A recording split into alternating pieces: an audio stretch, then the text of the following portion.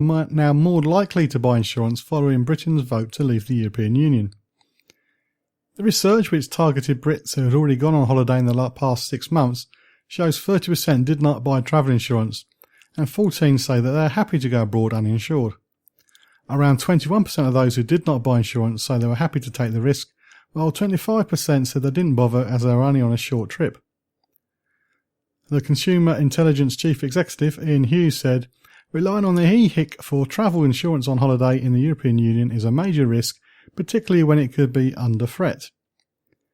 According to Consumer Intelligence's Travel Index Price Index, the average travel insurance premium for trips to Europe is currently £16 and has fallen around 12.4% since last year. Again, another message to say, have travel insurance. Okay, so this is from somebody in the travel or insurance industry, so they would say that, but it's not something to say just for saying it to boost the members' profits. Do have travel insurance. Have travel insurance. Have travel insurance. Don't travel anywhere without travel insurance. Have I mentioned you should have travel insurance? And as well as not having travel insurance, it appears that some Brits are failing to make the most of their holidays. Holiday comparison website icelolly.com has done some research to find out how Brits spend their days on holiday and whether or not they make the most of their destination. From wasting time hungover to spending hours getting ready, the research revealed a huge 30% admit they should make better use of their time while abroad. That's going to be me after my trip to Antigua. I'm doing nothing other than reading, getting hot, eating and moaning about how hot it is. In order to prove that there are better ways to make the most of your time on holiday, icelolly.com has also treated 4 lifestyle bloggers to the ultimate Ibiza getaway. And you can go to the Ibiza website via the link on facebook.com/John Guinn Travel Show to see how they got on. So you can feel very jealous about these people who got the trip. The results of the research show that instead of discovering local culture, Brits spend over 12 hours a day of their precious holiday time on activities they would normally do at home. So there's browsing social media, over 2 hours, getting ready, 2.5 hours, getting ready, that's just goes to the pool. If you're going out for the evening meal, nearly 3 hours, being drunk, nearly 3 hours, being hungover, 2 hours, 18 minutes. Research shows that more than a quarter, 26% of British holiday makers spend 1 hour a day on social media, as I already said, with 10% of 24 to 35-year-olds spending up to 3 hours a day catching up with their friends' latest posts and tweets. How sad, you're away on holiday and you're seeing what people are doing back home. Birmingham appears to be the city most addicted to social media, with residents admitting to spending an average of 2 hours 42 minutes daily on social media, closely followed by London at 2 hours 36. However, it's not just the pull of social media that is distracting people from seeing the sights. About 28% spend up to 4 hour days drunk, and a fifth, 21%, spend up to 4 hours nursing a hangover every day during their getaways. Now that is sad. When it comes to preparing themselves for the day ahead, the average British holiday maker, as I said, spends 2.5 hours just to go by the pool. And what can you take? What do you want? You just want to put your shorts on, your bikini and get a towel. But there we go. It appears that, unfortunately for this story, it appears that men really like to take their time when getting ready for a night out in the town, with the average British male spending 2 hours 54 minutes perfecting their appearance. Women only take 2 hours 42 minutes. So that's a bit upsetting, but it's not me. I haven't got any hair to get ready for a start, and I'm always waiting. But I'd much rather wait in an air-conditioned bedroom or hotel room than be outside, so I'm quite happy, no matter how long my wife takes. And while we're talking about surveys, here's another really pointless one. Stena Line has revealed that there's no better way to improve your mood than by going on holiday, and a recent survey they sponsored has shown that even just planning your breakaway can make you happier.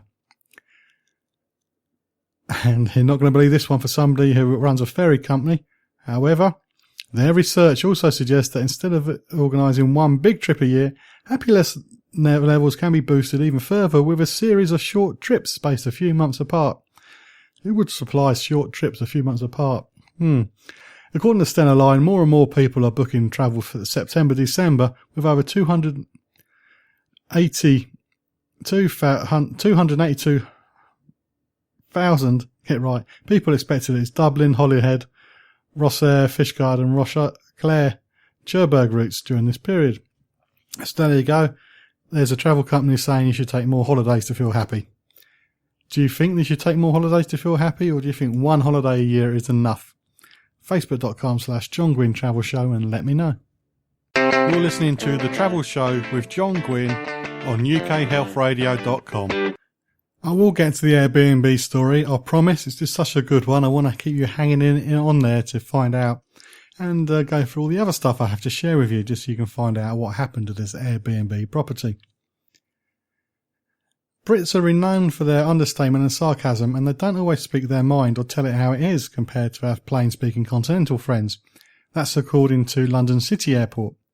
So with the summer now in full swing, the airport has selected 13 statements or phrases that you might hear emanating from Brits on blustery beaches, a London boardroom, or a damp English back garden, and each is displayed in a grid with a useful translation of what they actually mean and how they may be interpreted by foreign guests. The grid will come in handy for visitors to the UK, but Brits leaving the UK are not left out, because it's also provided a series of 5G languages guide to help travellers to Spain, Portugal, France and Italy, which can be downloaded from the airport's website, or the link at facebook.com/John Guinn Travel Show. And the simple guide covers keywords and phrases under the themes of greet, even, go, get, goods and great. And it's providing a quick reference point for relevant expressions and removing the need to trawl through a dictionary. And YouTube videos also allow travellers to practice the pronunciation well before they reach the departure lounge. And the airport goes on to say that London City Airport is the only airport that's actually in London. It's a gateway for nearly 40 European destinations, and most recently British Airways have added flights to Bergerac, Alicante and Berlin, and Flybe services began between the airport and Charles de Gaulle and Rennes in July. So if you want to learn some Portuguese, French, Spanish or Italian, then go to the Facebook page and you can see a link there. Well, the web address, not the link, so you can get a few free lessons. Another report has come up. This time it's closer to home. According to the survey conducted by cheaprooms.co.uk, St Ives is the most expensive seaside resort in the UK. And this is comparing with 30 popular coastal destinations around the country. The results were compiled based on the average price for the cheapest available double room in a hotel or guest house during the month of August. Only properties located within walking distance of a beach and rated at least 3 stars were considered. With an average rate of £164 per night, the town of St Ives in Cornwall is at the top. Oban or Oban in the west coast of Scotland and Poole in the south coast of England are second and third with an average of £132 and £138 respectively. At the cheaper end of the scale, the average rate of £42 makes the famous resort of Blackpool one of the most affordable UK destinations. Other inexpensive places include Swansea and Llandudno. So I'm now going to go through the top 10 and give you the prices. So St Ives, number 1, £164. Oban, £132. Poole, £128. Falmouth in Cornwall, £113. Sidmouth in Devon, £112. Bude in Cornwall, £84.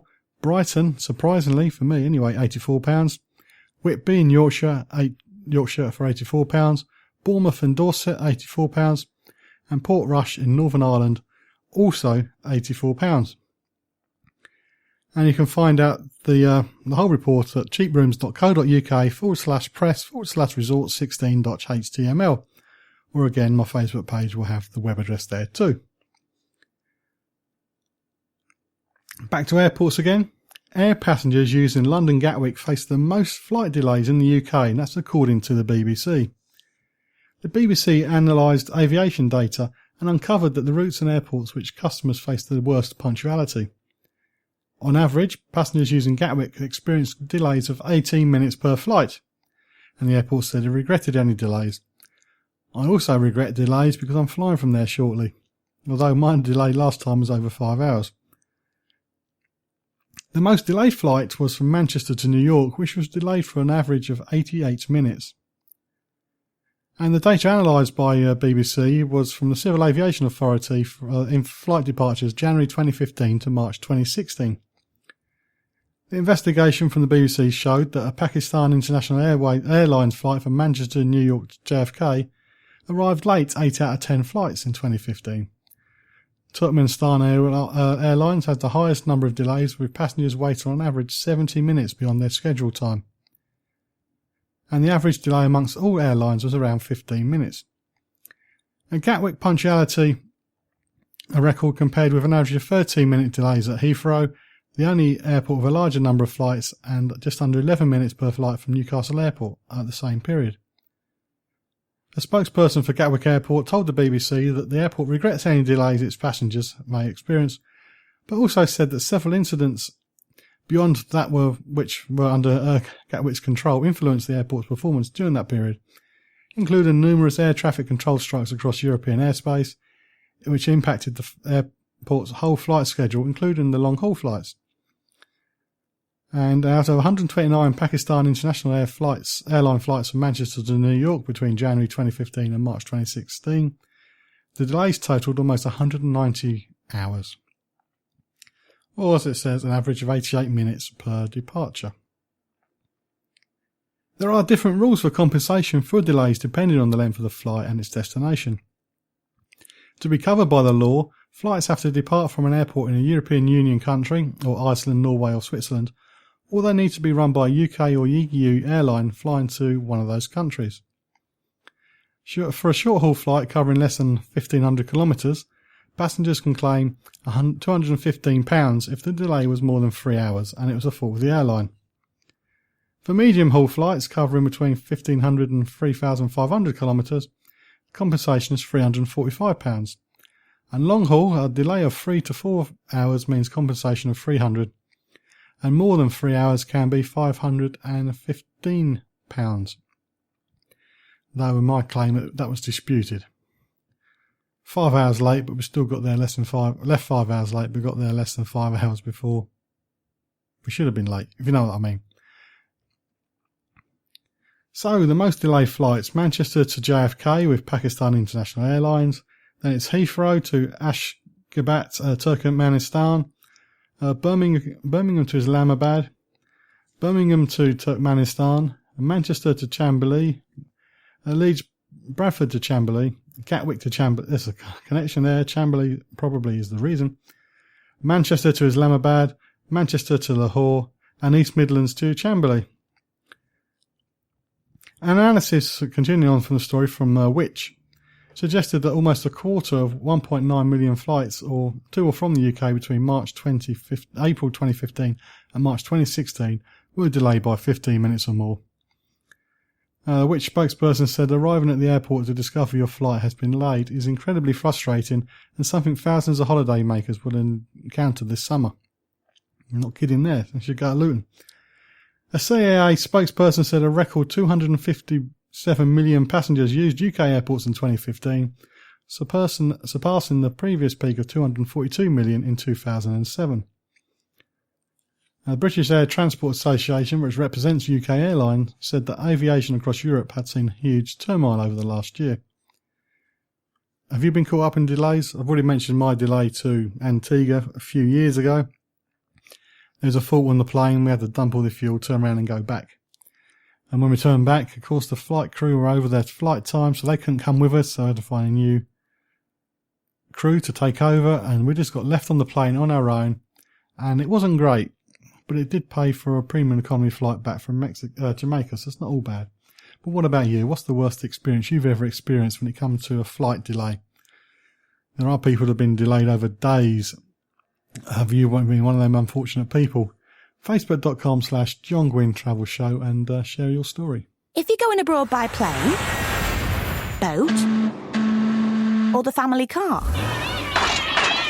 If you're going abroad for pleasure or business. There's one essential thing to do before you go. Check the expiry date on your European Health Insurance card. You can renew it up to 6 months before it expires. Visit nhs.uk/healthcare abroad or call 0845 606 2030.